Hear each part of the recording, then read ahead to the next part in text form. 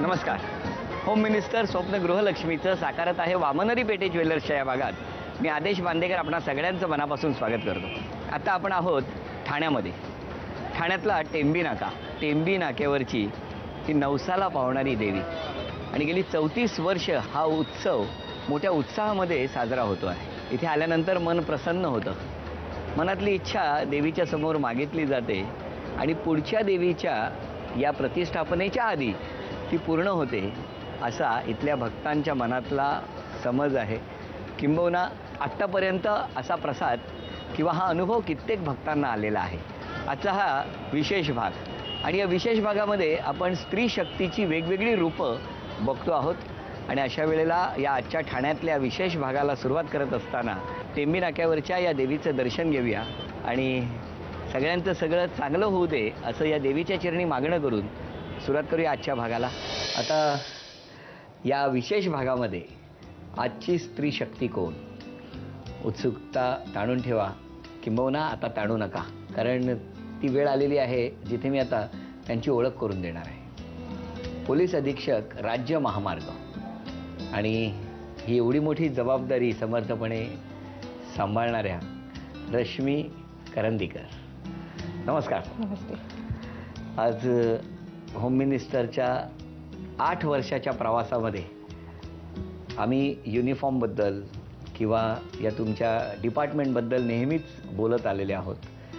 पण आज आमच्या तमाम वहिन्यांना आणि महाराष्ट्रातल्या घरांना खरं तर अत्यंत आदर वाटणारा असं डिपार्टमेंट ते म्हणजे पोलीस डिपार्टमेंट.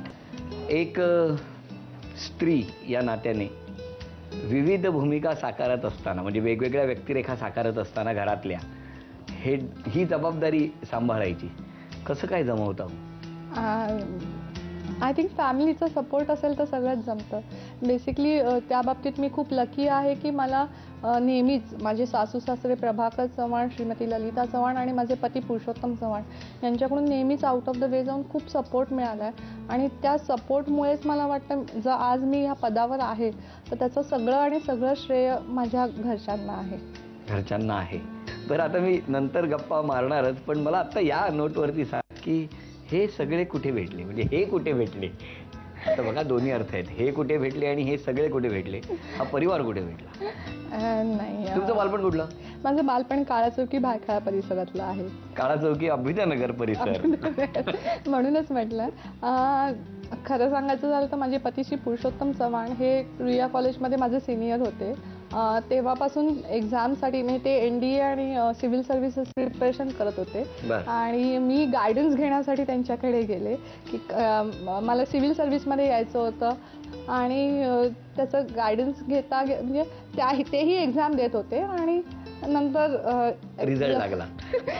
लव्ह मॅरेज आहे आमचं, पण खूप छान आहे. म्हणजे त्यांच्या निमित्ताने त्यांच्या फॅमिलीशी ओळख झाली आणि त्यांनी खूप चांगल्या रीतीने मला त्यांच्या फॅमिलीत सामावून घेतलं. मला खूप कौतुक वाटतं आणि आज सगळ्या वहिन्यांशी शेअर करायला पण मला खूप अभिमान वाटतो की माझ्या सासरची मंडळी खरंच खूप सपोर्टिव्ह आहेत. म्हणजे मला आई वडिलांची उणीव माझ्या सासरच्या मंडळींनी कधीच भासू दिली नाही. पण लग्न जेव्हा जमलं किंवा लग्न झालं तेव्हा तो जो दिवस होता तेव्हा घरून वगैरे विरोध वगैरे काही झाला का की नाही झाला?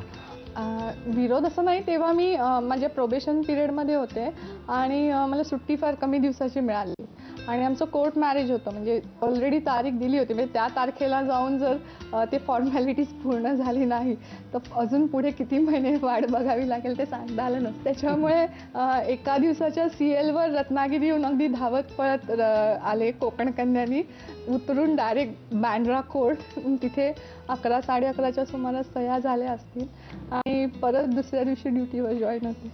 मग आता ही एवढी मोठी जबाबदारी आहे, कारण पोलीस अधीक्षक हे पद आणि त्याचबरोबर राज्य महामार्ग, कसं म्हणजे कुठून कुठपर्यंत तुमचं कार्यक्षेत्र आहे? महाराष्ट्रातली माझ्याकडे ॲडमिन आणि हेडक्वार्टर्सचं वर्क आहे.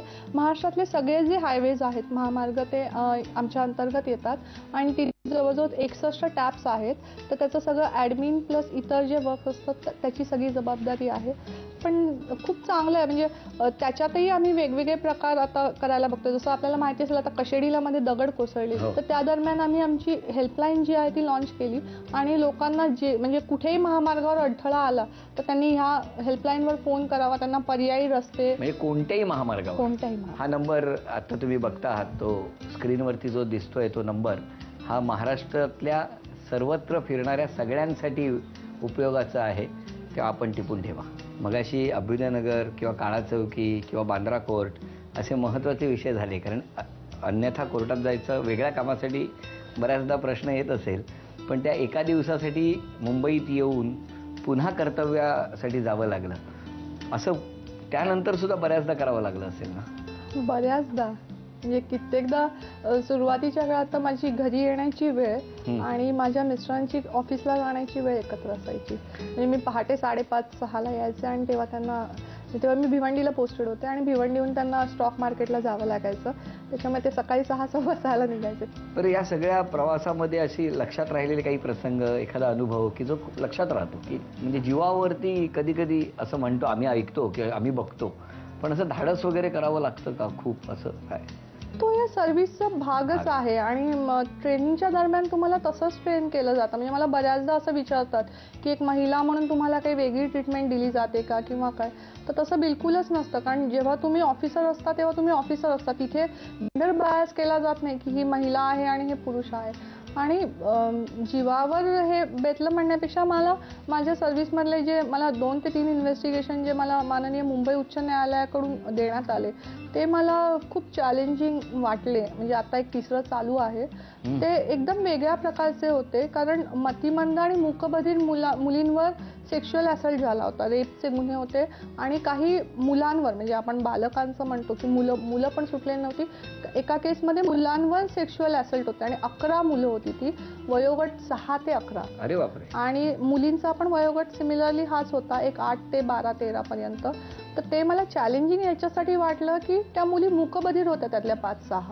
त्यामुळे मूकबधीर मुलींकडून ते झालेली घटना समजावून घेणं किंवा या लहान मुलांकडून, कारण जेव्हा आपण चाइल्ड सेक्शुअल अब्यूज म्हणतो तो कधी डोक्यावर लिहिलेला नसतो किंवा ते एक्सप्रेसही करू शकत नाही. तुम्हाला त्यांच्या भाषेत त्यांच्याशी बोलून त्यांच्याशी तेवढा संवाद, म्हणजे तिथे विश्वासाचं नातं ना खूप महत्त्वाचं ठरतं. की तो लहान मूल किंवा लहान मुलगा जेव्हा तुमच्यावर टोटली विश्वास टाकतो तेव्हा तो त्याच्या भाषेत सांगायला जातो आणि त्याच्यामुळे मला वाटतं इन्व्हेस्टिगेशनचा खरा कस तिथे लागला असेल की जेव्हा त्या मूकबधीर मुलींकडून बऱ्याच, म्हणजे जवळजवळ मला 30-35 दिवस लागले, पेशन्स खूप हे लागला. पण मला खूप चांगलं वाटलं की एक आपण चांगलं काम करू शकतो.